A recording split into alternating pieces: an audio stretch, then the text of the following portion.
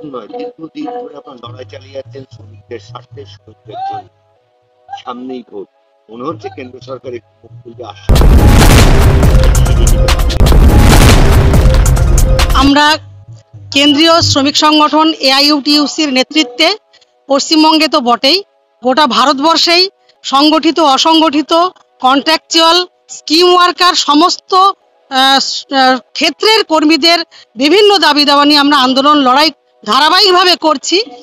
আন্দোলনের এযাবৎ ইতিহাসে লড়াই আন্দোলনে আমরা দেখেছি কোনো দাবি দীর্ঘস্থায়ী একটা সুসংগঠিত নেতৃত্বের মাধ্যমে আন্দোলন না করলে দাবি আদায় হয়নি।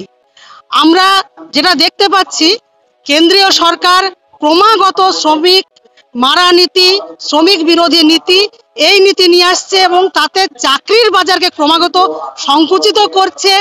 সমস্ত পরিষেবা সরকারি এবং রাষ্ট্রায়ত্ত পরিষেবা ক্ষেত্রের আপনার বেসরকারিকরণ করছে এবং সরকারি পরিষেবা ক্ষেত্র কমতে কমতে বাস্তবে কি আজ শ্রমিক কর্মচারীরা তাদের সমস্ত ধরনের এতদিনের লড়াই আন্দোলনের মাধ্যমে যে ইতিহাস এবং যে অধিকার অর্জন করেছিল সমস্তটাই ক্রমাগত খর্ব করা হচ্ছে। ফলে অনেক সময় তারা করে ভোটের আগে অনেক জনমোহিনী কথা বলে, অনেক বড় বড় প্রতিশ্রুতি দেয় এবং এই প্রতিশ্রুতি দেওয়ার প্রশ্নে কেন্দ্র রাজ্য কেউই পিছিয়ে নেই।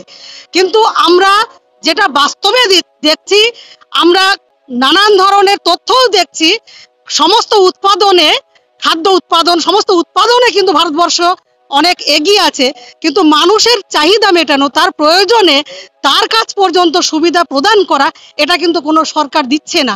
ফলে আমরা আজকে দেখছি 50 কোটি মানুষ, যারা তার মধ্যে শ্রমিকের মধ্যে 45 কোটি শ্রমিক অসংগঠিত ক্ষেত্রে কাজ করছে। ফলে আজকে আমরা শ্রমিকের এই যে নানান অধিকার এবং দাবি নিয়ে লড়াই করছি, এই লড়াইয়ে আমাদের শ্রমিক সংগঠন এআইইউটিইউসি নেতৃত্বে সমস্ত স্তরের শ্রমিকরা আসছে, লড়ছে এবং আমরা সরকারের কাছে আমাদের দাবি জানাচ্ছি, কেন্দ্রেও জানাচ্ছি, রাজ্যেও জানাচ্ছি। এবং তারা যদি আমাদের এই দাবি না মানে, শ্রমিকদের তাদের প্রয়োজনীয় যে শ্রম নীতি সেই অনুযায়ী যদি প্রণয়ন না করে, তাহলে আমাদের দীর্ঘস্থায়ী আন্দোলনে যেতে হবে। আজকের এখানে বিক্ষোভ সমাবেশ, হাজার হাজার শ্রমিক কর্মচারী এখানে আসছে এবং এখান থেকে আমরা আগামী দিনে আরো বৃহত্তর আন্দোলনের বার্তা দেব। ইসমত আরা খাতুন, এআইইউটিইউসির রাজ্য সম্পাদক মন্ডলীর সদস্য।